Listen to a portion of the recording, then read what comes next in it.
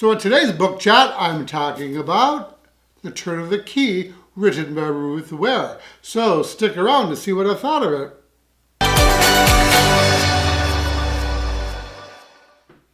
Well, hello friends, Roger here. So on today's book chat, I'm going to be talking about The Turn of the Key, written by Ruth Ware. So I've read other Ruth Ware books, which I've really enjoyed, and I was excited when I heard that she was coming out with sort of a reimagining of Henry James's novel, Turn of the Screw.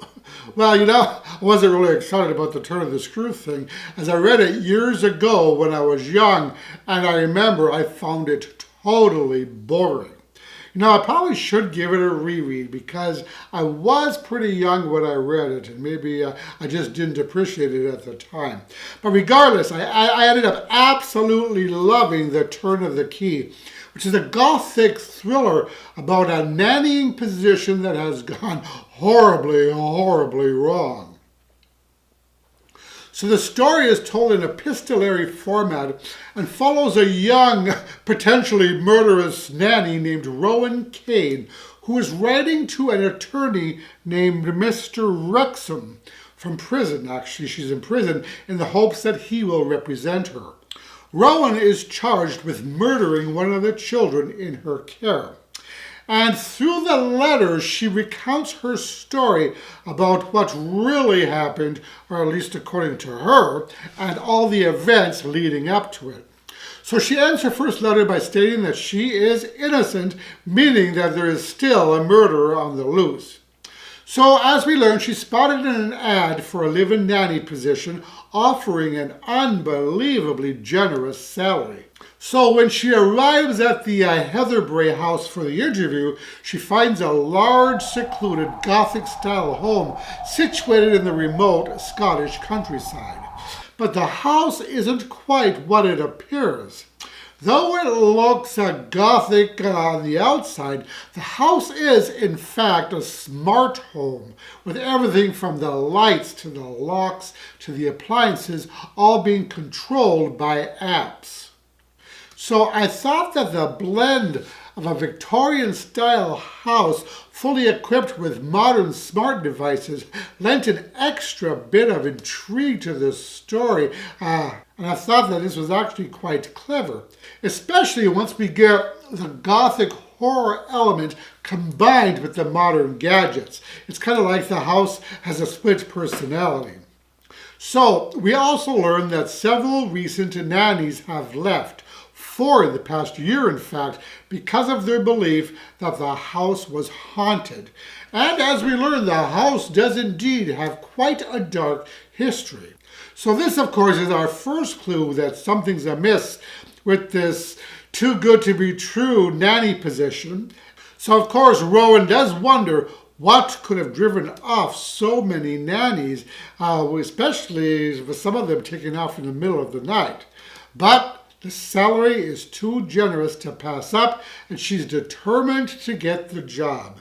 So, a job offer does follow, and Rowan finds herself the nanny of 4 children ranging from 18 months to 14 years old, although the 14-year-old is away at school, and that does come back at some point during the novel.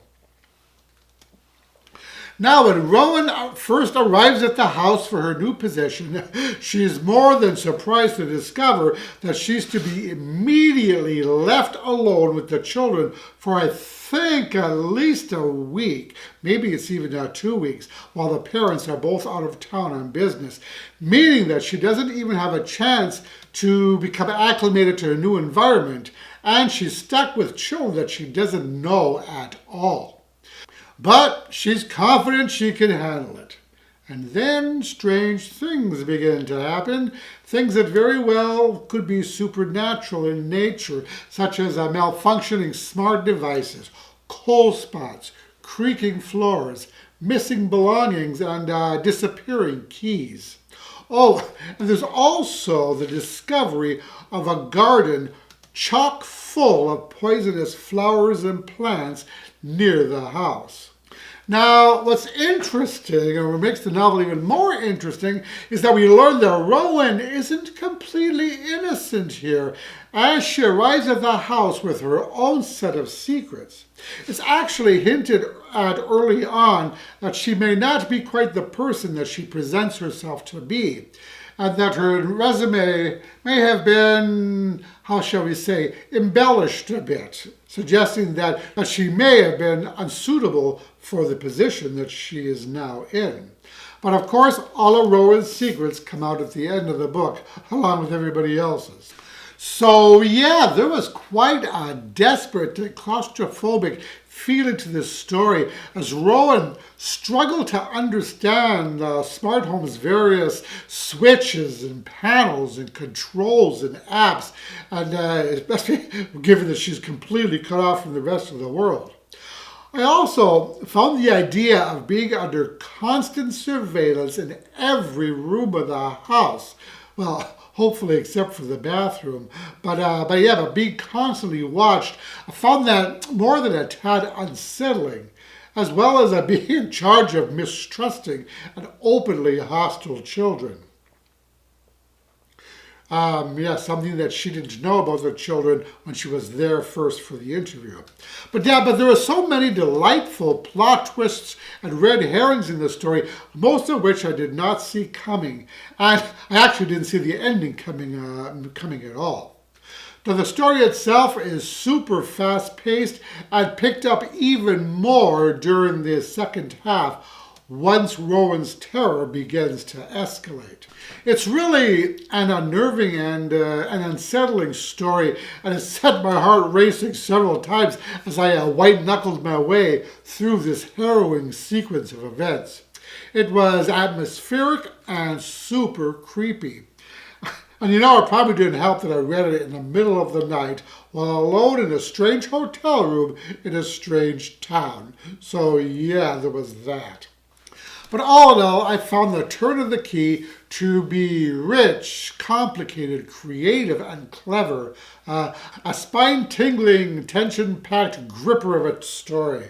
I thought that the author did a masterful job here of layering on the twisty intrigue and mysteries until the reader, at least me, was frantically turning the pages, impatient to find out what in the hell is going on. So yeah, I thoroughly enjoyed this story, and this was another 5-star read for me. And I can't wait to see what else she puts out. Like I mentioned, I read quite a few Ruth Ware books, and I've enjoyed them all. So that is it for this little book chat. As always, I thank you so much for watching. I really appreciate all of your support. And if you like this video, please click the like button below, as that really helps my channel out. And that about does it. I will talk to you in the next video. Roger and out. Oh.